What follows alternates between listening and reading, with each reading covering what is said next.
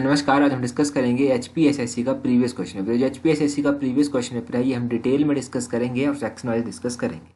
इससे पहले भी सेक्शन वाइज हम काफ़ी वीडियोस डिस्कस कर चुके हैं। आई होप अब वो आपने देखी होंगी।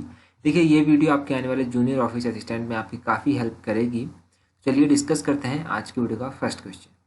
क्वेश्चन नंबर 143 से स्टार्ट करेंगे। यहाँ पर पूछा गया है, procedure for creation of legislative council in state has been described in which of the Indian constitution, which article of the Indian constitution. देखिए, राज्य में विधान परिषद के गठन की प्रक्रिया भारत के संविधान के किस अनुच्छेद में व्याख्यात की गई है। यानी कि अगर लेजिस्लेटिव काउंसिल आपको क्रिएट करनी है किसी भी स्टेट में तो कौन से आर्टिकल के थ्रू ये होगा, तो ये होगा आर्टिकल 169 में। ऑप्शन बी जो है वो सही आंसर है। अब लेजिस्लेटिव काउंसिल के बारे में कुछ जानिए।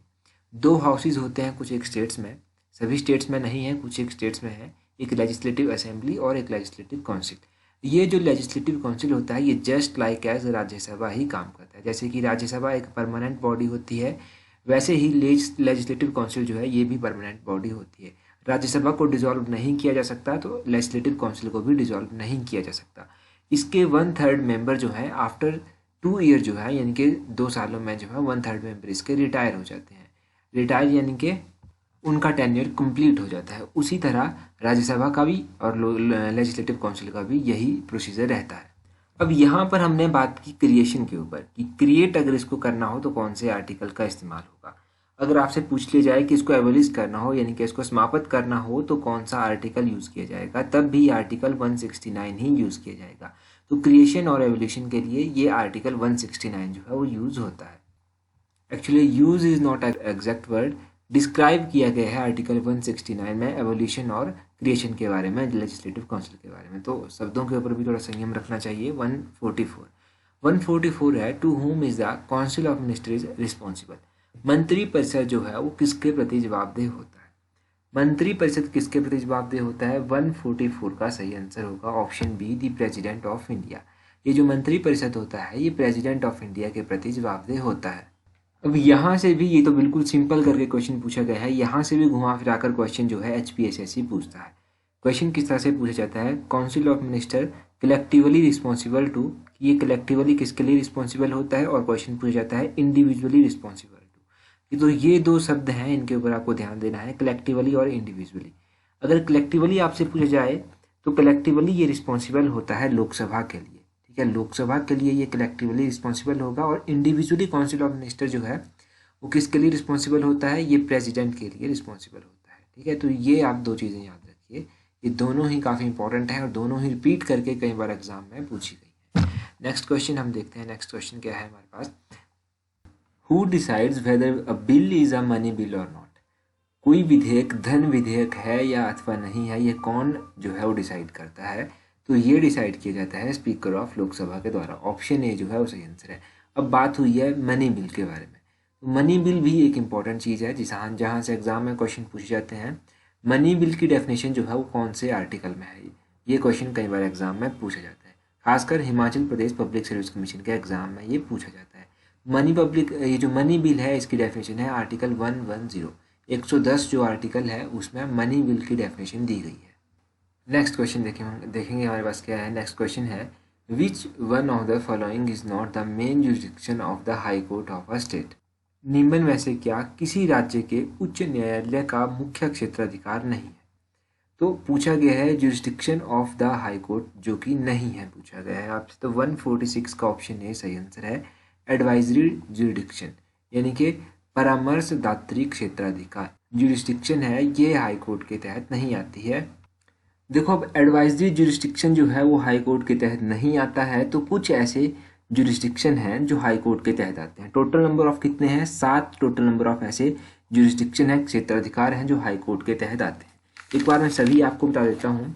देखिए, एक तो हो गया ये ओरिजिनल जुरिस्डिक्शन, ये हाई कोर्ट के तहत आता है, बिल्कुल सही बात है। सुपरवाइजरी जुरिस्डिक्शन भी आता है, अपीलेट भी आता है।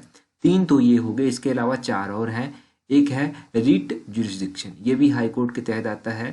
पांचवें नंबर पर आता है कंट्रोल ओवर सबऑर्डिनेट कोर्ट, इनके जो सबऑर्डिनेट कोर्ट होते हैं उनके ऊपर कंट्रोल का जो जुरिस्डिक्शन होता है वो भी हाई कोर्ट के तहत आता है।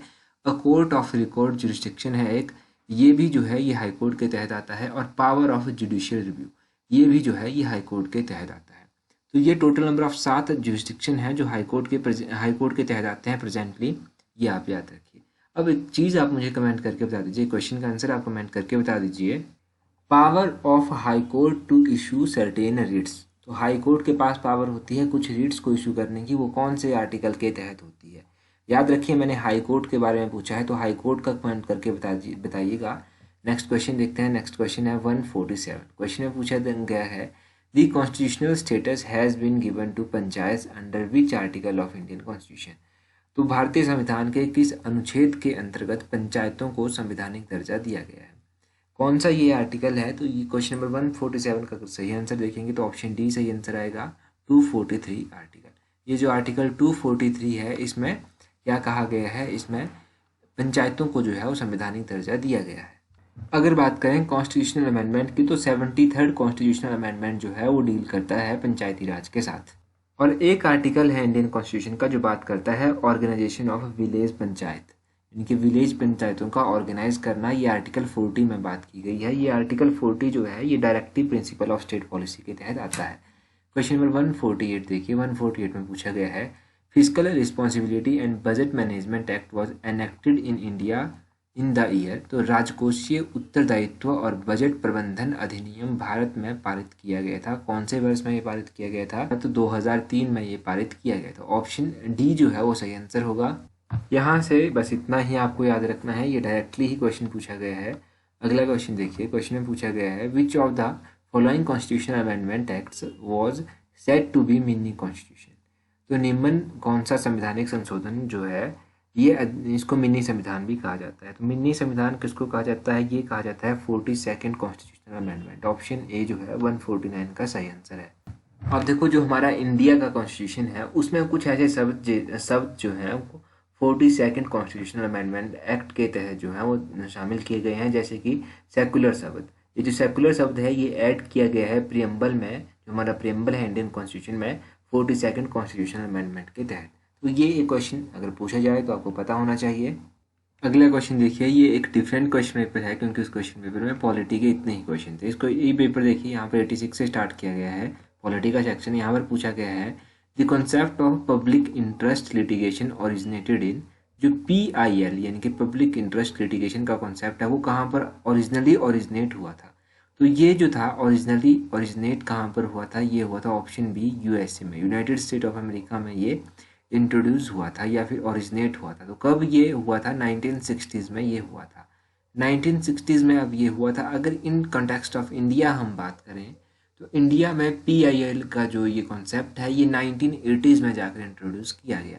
ये आप याद रखिए, कहाँ पर हुआ, कब हुआ इतना इम्पोर्टेंट तो नहीं है, परंतु कहाँ पर हुआ ये ज़्यादा इंपॉर्टेंट है। क्वेश्चन नंबर 87 देखिए, 87 में पूछा गया है who was the president of India at the time of proclamation of emergency in the year 1975, वर्ष 1975 में आपातकाल की घोषणा के समय भारत का राष्ट्रपति कौन था। जब यहाँ पर आपातकाल लगा था तो उस समय जो यहाँ के राष्ट्रपति थे वो कौन थे, वो थे फखरुद्दीन अली अहमद। ऑप्शन सी जो है वो सही आंसर है, फखरुद्दीन अली अहमद उस टाइम 1975 में प्रेसिडेंट थे।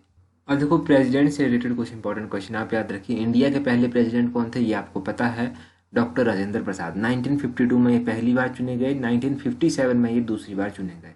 उसके बाद तीसरे प्रेसिडेंट कौन थे, तो तीसरे प्रेसिडेंट थे डॉक्टर सर्वपल्ली राधाकृष्णन, ये 1962 में चुने गए थे। अब प्रेसिडेंट से रिलेटेड कुछ इंपॉर्टेंट आर्टिकल हैं, जैसे इलेक्शन ऑफ प्रेसिडेंट कौन से आर्टिकल के तहत आता है, तो आर्टिकल 54 में बात की गई है इलेक्शन ऑफ प्रेसिडेंट की। अगर बात करें जो टर्म होता है प्रेसिडेंट के ऑफिस का वो कौन से आर्टिकल में बात की गई है, तो आर्टिकल 56 में term of the office of president बात की गई है। इनकी जो ओथ होती है, इनकी शपथ होती है प्रेसिडेंट की, वो कौन से आर्टिकल में इसकी बात की गई है, आर्टिकल 59 में इसकी बात की गई है। अगर बात करें इनका जो और power of president to grant pardon, यानी कि किसी को माफ़ी देनी हो प्रेसिडेंट के द्वारा, तो वो कौन से आर्टिकल में डील करता है, तो आर्टिकल 72 ऑफ इंडियन कॉन्स्टिट्यूशन उसके साथ डील करता है। तो ये कुछ इंपॉर्टेंट आर्टिकल मैंने आपको बताया, याद रखिए। क्वेश्चन नंबर 88 है the resolution for removing the vice president of India can be moved in the, तो भारत के उपराष्ट्रपति को हटाने के लिए प्रस्ताव भेजा जा सकता है, कौन से हाउस में ये भेजा जा सकता है, लोकसभा, राज्यसभा या ज्वाइंट सिटिंग में। देखो ये राज्यसभा में होता है, ऑप्शन ए जो है वो सही आंसर है। अब कई बार क्वेश्चन पूछ लिया जाता है कि कौन से ऐसे वाइस प्रेसिडेंट है जिनको रिमूव किया गया है इस प्रोसीजर से, तो अभी तक किसी भी वाइस प्रेसिडेंट को जो है या फिर किसी भी एक्स ऑफिशियो वाइस प्रेसिडेंट को जो है ये इस तरह का रिमूवल जो है वो फेस करना नहीं पड़ा है, तो ये भी आप याद रखिए। अब नेक्स्ट क्वेश्चन हमारे पास देखते हैं क्या है। Next question 89, which of the following is the largest Lok Sabha constituency in India. Area wise पूछा गया है, तो इस क्वेश्चन का ऑप्शन सी सही आंसर है, लद्दाख। देखो लद्दाख जो है वो एरिया वाइज लार्जेस्ट कॉन्स्टिट्यूंसी है लोकसभा की। क्वेश्चन नंबर 90 देखिए, द फर्स्ट लोक अदालत was held in which year. पहली लोक अदालत किस वर्ष आयोजित की गई थी। देखो पहली जो लोक अदालत थी वो कब जो था वो हेल्ड हुई थी, वो हुई थी 1982 में। अब 1982 यहाँ पर ऑप्शन नहीं है, तो इस क्वेश्चन के बारे में तो और भी बात कर लेते हैं। देखो पहली लोक अदालत जो था वो कहाँ पर इनिशिएट हुई थी, तो वो गुजरात में हुई थी।